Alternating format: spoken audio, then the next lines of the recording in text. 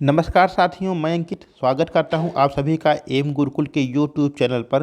साथियों, जैसा कि हम सभी यूपी जीके के very very most important questions की एक सीरीज चला रखे थे, उसी को हम लोग आगे आज कंटिन्यू करेंगे। और इस वीडियो के द्वारा हम लोग बहुत ही महत्वपूर्ण प्रश्नों को देखने वाले हैं।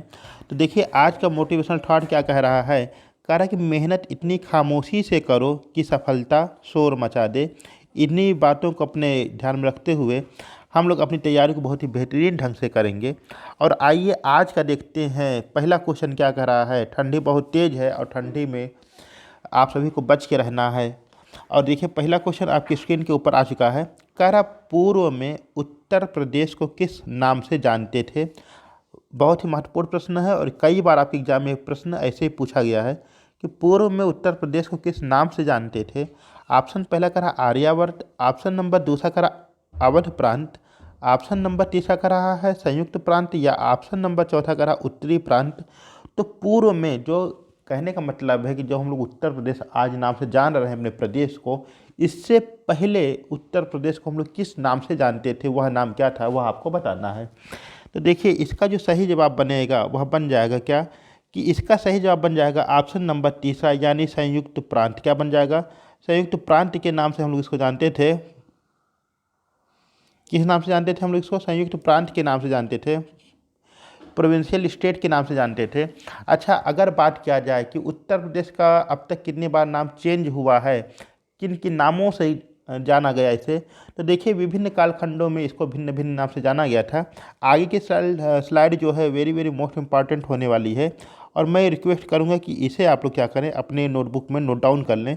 देखिए, 1837 कब, 1837 में इसे उत्तर पश्चिम प्रांत के नाम से जाना जाता था, किसे, उत्तर प्रदेश को। 1837 का समय था जब उत्तर पश्चिम प्रांत के नाम से जाना गया, और 1877 1877 में आकर के उत्तर पश्चिम प्रांत आगरा व अवध नाम रख दिया गया। आगे चलते हैं। 1902 के अंतर्गत इसका नाम एक बार फिर से परिवर्तित किया गया, और अब इसका नाम हो गया आगरा व अवध का संयुक्त प्रांत। 1937 की बात करें तो 1937 में क्या किया कि आगरा और अवध को हटा करके इसका नाम सिर्फ संयुक्त प्रांत रख दिया गया। और जब बात करते हैं हम लोग 1950 की, 24 जनवरी 1950, उस तारीख को उत्तर प्रदेश अपने वर्तमान अस्तित्व में आ चुका था, और इसका नाम अब उत्तर प्रदेश रख दिया गया। ये इसकी नामों की एक श्रृंखला थी। इसे आप लोग क्या करिए, नोट डाउन कर लीजिए, बहुत इंपॉर्टेंट है और आगे भी आपके काम आने वाला है। चलते हैं आगे हम लोग। अगला क्वेश्चन क्या कह रहा है। अगला क्वेश्चन आपकी स्क्रीन के ऊपर है कि राष्ट्र कवि की उपमा दी जाती है। पहला कह रहा है जायसी महोदय को, विकल्प नंबर दूसरा करा हरिवंश राय बच्चन, ऑप्शन नंबर तीसरा करा मैथिली शरण गुप्त, या ऑप्शन नंबर चौथा करा महावीर महादेवी वर्मा। तो निम्नलिखित में से कौन सा सही जवाब हो जाएगा कि किस कवि की उपमा राष्ट्र कवि के रूप में दी गई, किस कवि को राष्ट्र कवि कहा जाता था या कहा गया। क्योंकि कवि हैं, यह सदैव अमर हैं, इनकी रचनाएं सदैव अमर हैं, कालजयी रचनाएं हैं इनकी। तो इस वजह से जो कवि होते हैं, साहित्यकार होते हैं, लेखक होते हैं, उनकी क्या होती है, वे कभी मरते नहीं हुए अमर होते हैं। तो राष्ट्र कवि की उपमा किसे दी जाती है, यह आपको बताना है। तो इसका सही जवाब क्या बन जाएगा, इसका सही जवाब बन जाएगा मैथिली शरण गुप्ता, यानी विकल्प नंबर तीसरा हमारा यहाँ पर सही जवाब होता हुआ दिखाई दे रहा है। मैथिली शरण गुप्ता जी को राष्ट्र कवि की उपमा दी जाती है। और अगर बात किया जाए कि किस कृति पे इनको यह उपाधि दी गई थी, उपमा दी गई थी, तो याद रखिएगा भारत भारती, कौन सी, भारत भारती रचना पर महात्मा गांधी ने इन्हें जो है राष्ट्र कवि की उपमा दी थी। अगर बात किया जाए इनके जन्म की, मैथिली शरण गुप्त जी का जन्म कब हुआ, तो याद रखिएगा मैथिली शरण गुप्त जी का जन्म 3 अगस्त, कब, 3 अगस्त 1886 में, कब, 3 अगस्त 1886 में होता है। और संयोग की बात है, अपने लिए बहुत सौभाग्य का विषय है कि इनका जन्म होता है उत्तर प्रदेश के झांसी नामक जनपद में इनका जन्म होता है। तो राष्ट्र कवि की उपमा किसे दी जाती है, तो याद रखिएगा मैथिली शरण गुप्त जी को राष्ट्र कवि की उपमा दी जाती है। चलते हैं हम लोग इसी के साथ ही अपने आज के नेक्स्ट क्वेश्चन पर। और क्वेश्चन नंबर 3 आपकी स्क्रीन के ऊपर तीसरा क्वेश्चन कह रहा है कि नोएडा की स्थापना कब हुई। ऑप्शन नंबर पहला कह रहा 1976, ऑप्शन नंबर दूसरा कह रहा 1991, ऑप्शन नंबर तीसरा का रहा है 1989, ऑप्शन नंबर चौथा का रहा 1988। तो निम्नलिखित में से नोएडा की स्थापना कब हुई थी यह आपको बताना है। और अगर हम लोग नोएडा के फुल फॉर्म की बात करें कि इसका पूर्ण रूप क्या होता है नोएडा का, तो new Okhla industrial development authority, क्या new Okhla industrial development authority के रूप में देखने को मिलता है। और इसकी जो स्थापना की गई थी, चाहे आपका नोएडा हो, चाहे आपका गीडा हो, चाहे आपका लीडा हो, चाहे आपका बीडा हो, चाहे आपका सीडा हो, इन सब की जो स्थापना की गई, इनकी स्थापना की गई थी किस लिए, कि जो उद्योग है, जो व्यापार है, इसको और अधिक बढ़ाने के लिए, इसका प्रचार प्रसार करने के लिए इसकी स्थापना की जाती है। तो नोएडा की स्थापना कहाँ, फुल फॉर्म क्या हो जाएगा इसका, new Okhla industrial development authority. और अगर इसकी स्थापना की बात करें कि इसकी स्थापना कब होती है, तो याद रखिएगा इसकी स्थापना हो जाती है 1976 में। यानी कि विकल्प नंबर पहला हमारा यहाँ पर सही जवाब होता हुआ दिखाई दे रहा है। ऑप्शन नंबर पहला यहाँ पर हमारा सही जवाब बन जाएगा कि नोएडा की स्थापना होती है 1976 में। कब होती है, 1976 में। ठीक है। अच्छा, 1991 फिर किससे संबंधित हो जाएगा, तो याद रखिएगा ग्रेटर नोएडा, किससे, ग्रेटर नोएडा की जो स्थापना की गई थी इसी तर्ज पे की गई, नोएडा की तर्ज पर। ग्रेटर नोएडा की स्थापना कब हुई, 1991 में हुई। अगर 1989 की बात करें, कब की, 1989 की बात करें, तो 1989 में स्थापना हो जाती है सीडा की। किसकी हो जाती है, सीडा की। अब सीडा क्या है, सतहरिया इंडस्ट्रियल डेवलपमेंट अथॉरिटी, क्या, सतहरिया इंडस्ट्रियल डेवलपमेंट अथॉरिटी। और ये कहाँ पर है, यह आपके जौनपुर में देखने को मिलता है। कहाँ पर देखने को मिलेगा, जौनपुर में देखने को मिलता है। जौनपुर से अब जब आप इलाहाबाद की ओर आएंगे तो वहाँ पे एक सतहरिया गांव पड़ता है, और वहीं सतहरिया में क्या हुआ, सीडा की स्थापना की गई है 1989 में, सतहरिया इंडस्ट्रियल डेवलपमेंट अथॉरिटी। ठीक है। अगर 1988 की बात करें तो 1988 में स्थापना हो जाती है गीडा। किसकी हो जाती है, GIDA, गीडा। गीडा मतलब क्या हो जाएगा, गोरखपुर इंडस्ट्रियल डेवलपमेंट अथॉरिटी। ठीक है, गोरखपुर इंडस्ट्रियल डेवलपमेंट अथॉरिटी आपकी गीडा हो जाती है। और अगर ऐसे ही बात करें किसकी, लीडा, किसकी, लीडा, LIDA, तो LIDA मतलब क्या हो जाएगा, लखनऊ इंडस्ट्रियल डेवलपमेंट अथॉरिटी। और इसी के साथ एक नाम और याद रखिएगा, बीडा, BIDA, Bhadohi industrial development authority. कौन कौन हो गया आपका, ग्रेटर नोएडा हो गया, आपका नोएडा हो गया, आपका सीडा हो गया, Satharia development authority, industrial development authority, GIDA हो गया आपका Gorakhpur industrial development authority, LIDA हो गया आपका लखनऊ इंडस्ट्रियल डेवलपमेंट अथॉरिटी, और इसी के साथ आपका होगा बीडा, भदोही इंडस्ट्रियल डेवलपमेंट अथॉरिटी। तो यहाँ प्रश्न करा था कि नोएडा की स्थापना कब हुई, याद रखिएगा नोएडा की स्थापना होती है 1976 के अंतर्गत। ठीक है, चलते हैं आगे। और अगला क्वेश्चन क्या कह रहा है, क्वेश्चन नंबर 4 हमारी स्क्रीन पर आ चुका है। और क्वेश्चन नंबर 4 कह रहा है कि स्वतंत्र भारत में किसी राज्य की पहली महिला मुख्यमंत्री कौन थी। विकल्प नंबर पहला कह रहा शारदा मुखर्जी, ऑप्शन नंबर दूसरा कह रहा आपका विजय लक्ष्मी, ऑप्शन नंबर तीसरा कह रहा सरोजिनी नायडू, या ऑप्शन नंबर चौथा कह रहा सुचेता कृपलानी। तो इसमें से सही जवाब क्या बन जाएगा कि स्वतंत्र भारत में, यानी 1947 को देश अपना आज़ाद हुआ, 15 अगस्त 1947 के बाद किसी राज्य की पहली महिला मुख्यमंत्री कौन बनी थी, यहाँ आपको बताना है। शारदा मुखर्जी, विजय लक्ष्मी पंडित, या सरोजिनी नायडू जी, या सुचेता कृपलानी। तो इसमें सही जवाब क्या बन जाएगा, यह आपको बताना है। तो याद रखिएगा यह भी अपने लिए बहुत ही सौभाग्य का विषय है। यह उत्तर प्रदेश के लिए बहुत ही सौभाग्य का विषय है कि स्वतंत्रता के बाद किसी भी राज्य की पहली महिला मुख्यमंत्री या राज्यपाल बनने का जो भी गौरव प्राप्त है महिला को, वह अपने उत्तर प्रदेश को ही प्राप्त है। और किसी भी राज्य की पहली महिला राज्यपाल बनने वाली जो थी उनका नाम हो जाता है सरोजिनी नायडू। क्या नाम हो जाता है, सरोजिनी नायडू नाम हो जाता है। क्या नाम हो जाता है, तो अगर किसी राज्य की पहली महिला राज्यपाल की बात किया जाए तो उनका नाम हो जाता है सरोजिनी नायडू जी, वह संजोग से हो जाती हैं उत्तर प्रदेश की ही राज्यपाल। और यहाँ पर बात करा किसी राज्य की पहली महिला मुख्यमंत्री कौन थी, तो उनका नाम हो जाता है श्रीमती सुचेता कृपलानी जी। क्या नाम हो जाता है, सुचेता कृपलानी। यानी हमारे यहाँ पर ऑप्शन नंबर चौथा क्या हो रहा है, सही जवाब होता हुआ दिखाई दे रहा है। इस आधार पर हम कह सकते हैं कि स्वतंत्र भारत में किसी राज्य की पहली महिला मुख्यमंत्री कौन हो जाती हैं, वह हो जाती हैं सुचेता कृपलानी जी। चलते हम लोग इसी के साथ ही क्वेश्चन नंबर 5 की ओर। और पाँचवा क्वेश्चन आपकी स्क्रीन पर आ चुका है। कह रहा प्रदेश में किसान बही योजना कब प्रारंभ हुई। पहला विकल्प कह रहा 1970, विकल्प दूसरा कह रहा 1975, तीसरा विकल्प कह रहा 1990 या विकल्प नंबर चौथा आपका कह रहा है 1992। तो उत्तर प्रदेश में किसान बही योजना का प्रारंभ कब से हुआ यह आपको बताना है। किसान बही क्या है? देखिए, जैसे कि हम लोग के पास बैंक की एक पासबुक होती है ना, सेम टू सेम ऐसे ही क्या होता है, किसान के पास एक पुस्तिका होती है, किसान बही हम लोग उसको कहते हैं, जिसके अंतर्गत इस बात का उल्लेख होता है कि किसी कृषक जो है इसके पास कितनी ज़मीन है, कितने इसके पास जोत है और कितने पे क्या कर रहा है, अपनी जुताई कर रहा है। इसी के साथ ही साथ यदि वह उस बैंक पर कभी बैंक से यदि वह अपने खेतों पर ऋण लेता है तो इसकी प्रविष्टि भी किसान बही में कर दी जाती है। तो किसान बही को आप ऐसा मान के चलिए कि जैसे बैंक की पासबुक होती है सेम टू सेम, वैसे ही एक होता है दस्तावेज किसान के पास।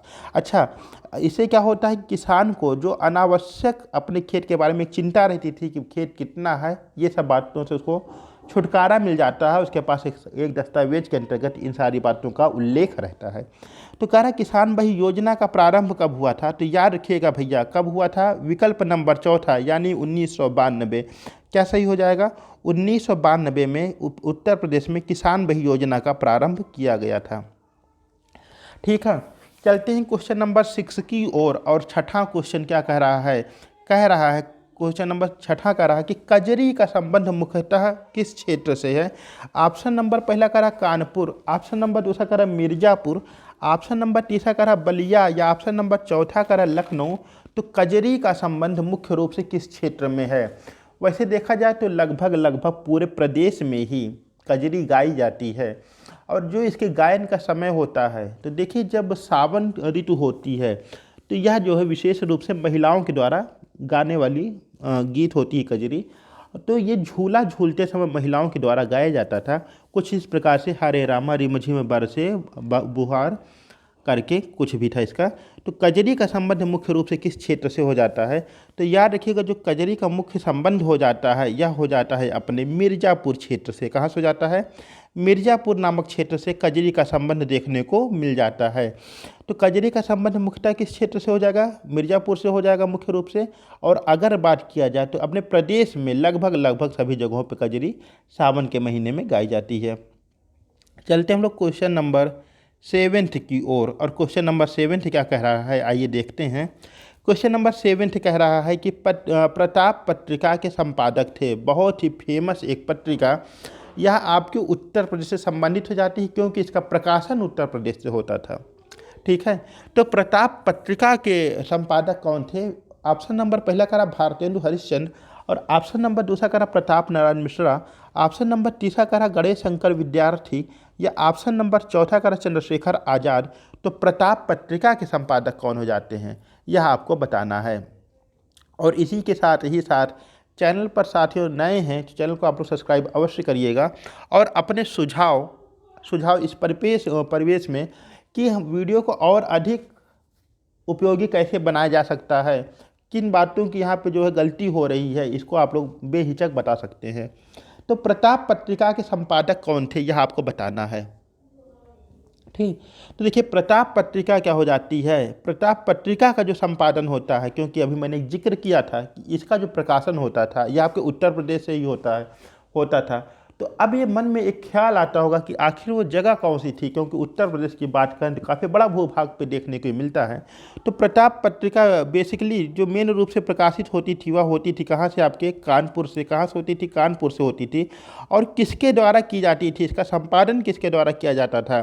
तो प्रताप पत्रिका के संपादक हो जाते थे गणेश शंकर विद्यार्थी जी, यानी विकल्प नंबर तीसरा हमारा यहाँ पर सही जवाब बन रहा है। और बात किया जाए कि इसका टाइम पीरियड कब था, तो 1913। कब? 1913। और 1913 में इसका प्रकाशन हो रहा है, गणेश शंकर विद्यार्थी जी कर रहे हैं। और कहाँ से कर रहे हैं? कानपुर से कर रहे हैं। तो जाहिर सी बात है, अगर पूछा जाए कि ये किससे संबंधित हो सकती है प्रताप पत्रिका, तो यह जो दौर था 1913 से लेकर 1947 तक का, या देखा जाए तो मुख्य रूप से एक क्रांतिकारी युग था। भारत की स्वतंत्रता के लिए प्रयासरत थे सभी लोग। तो कहीं ना कहीं यह पत्रिका आपकी किससे संबंधित हो जाएगी? स्वतंत्रता सेनानी संबंधित हो जाएगी, क्रांतिकारी विचारधारा से संबंधित हो जाएगी।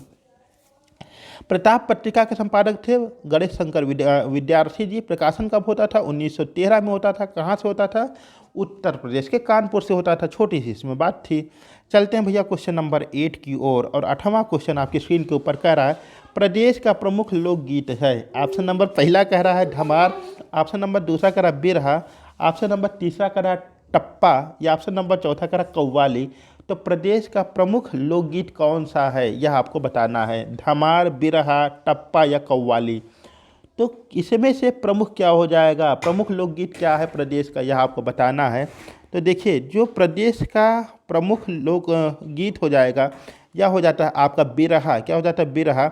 विकल्प नंबर दूसरा यहाँ पर सही हो जाता है। बिरहा क्या हो जाता है कि मान लीजिए कोई घटना है, ठीक है, उस घटी हुई घटना को अब एक बिरहा गाने वाला क्या करेगा, विभिन्न गीतों का सहारा लेकर के इस घटना को गा गा कर समझाएगा लोगों को।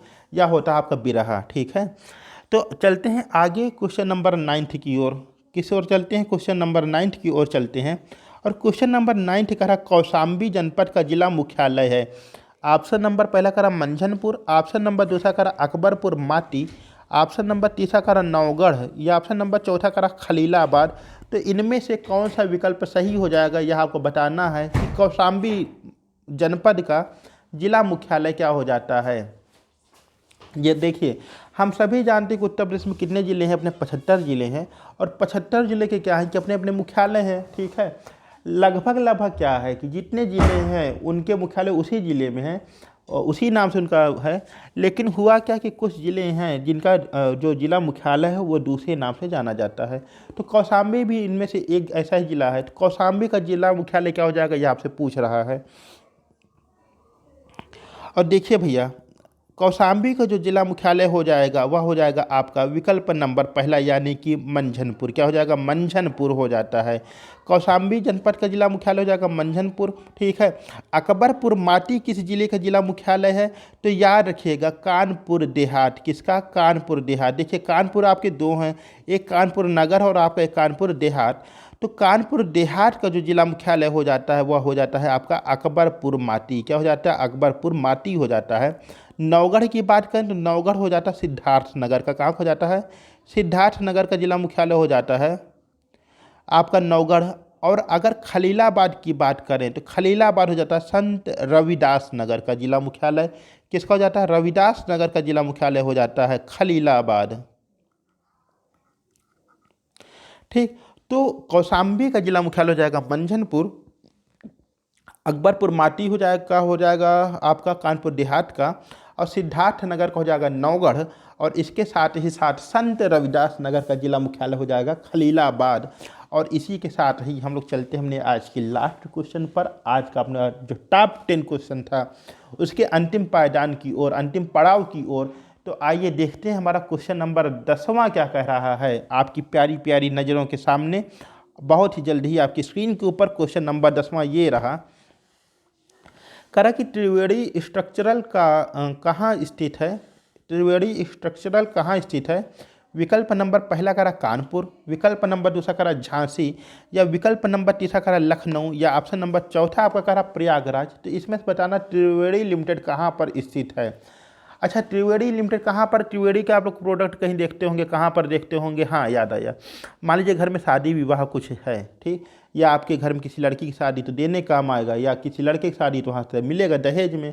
तो देखते होंगे जो अलमारी मिलती है किस कंपनी की मिलती है, ठीक है, त्रिवेणी कंपनी की, ठीक।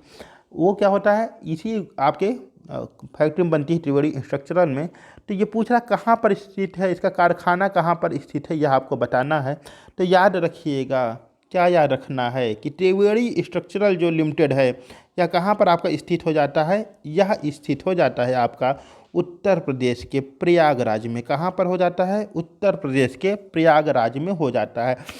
अब बात करें कानपुर में क्या फेमस था, तो कानपुर आपका संबंधित हो जाता है मॉडर्न बेकरी से। किससे, मॉडर्न बेकरी से हो जाता है आपका कानपुर। मॉडर्न बेकरी यहाँ पर प्रमुख रूप से हो जाएगी कानपुर से संबंधित। और अगर झांसी की बात करें, किसकी, झांसी की बात करें तो झांसी में क्या है, ट्रांसफार्मर फैक्ट्री। क्या हो जाएगी, ट्रांसफार्मर फैक्ट्री हो जाएगी झांसी में। और लखनऊ की अगर बात करें, अगर हम लोग लखनऊ की बात करें तो स्कूटर्स इंडिया लिमिटेड, क्या, स्कूटर्स इंडिया लिमिटेड, हालांकि अब ये बंद हो चुका है। अगर इसकी एग्जैक्ट लोकेशन की हम लोग बात करें स्कूटर इंडिया लिमिटेड की, तो आप लोग जब लखनऊ से जाएंगे अमौसी एयरपोर्ट की ओर, तो पिपरसंड रेलवे स्टेशन के आसपास ही आपको देखने को मिलता है स्कूटर्स इंडिया लिमिटेड के नाम से। ठीक है, तो त्रिवेणी स्ट्रक्चरल का कहाँ पर स्थित है, यह हो जाएगा आपका प्रयागराज में। उम्मीद करता हूँ साथियों वीडियो आप सभी को पसंद आई होगी। मिलते हैं अपनी अगली वीडियो में, तब तक के लिए नमस्कार। चैनल को सब्सक्राइब अवश्य करिएगा।